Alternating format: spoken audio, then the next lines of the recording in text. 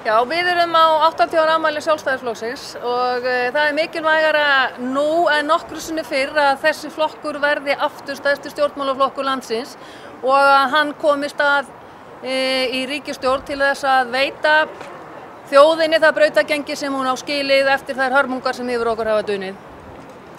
Allt rétt hjá frú Ragnheiði.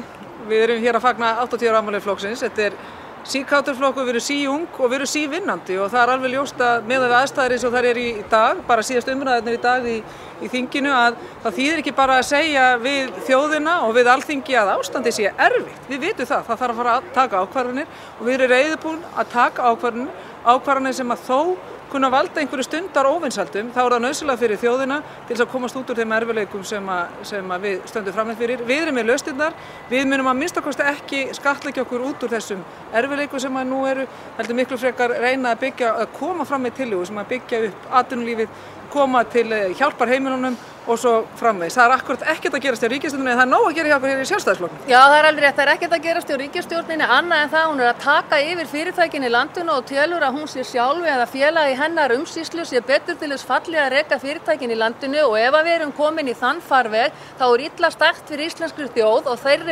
þessari þróun verður að snúa við. Það verður að snúa því við og veru að einstaklingurinn sé sá sem að hafi frumkvæði og kjarkinn til þess að vinna og bera ábyrgð en að ríkisrekstur eigi að vera hér allsráðandi er algjörlega óásættanlegt fyrir okkur sjálfstæðismenn.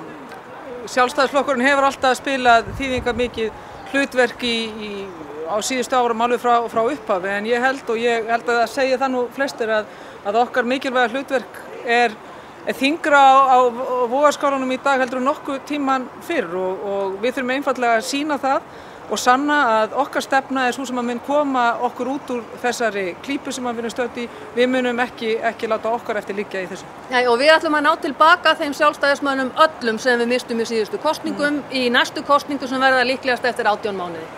Sem fyrst, þjóðarinnar vegna.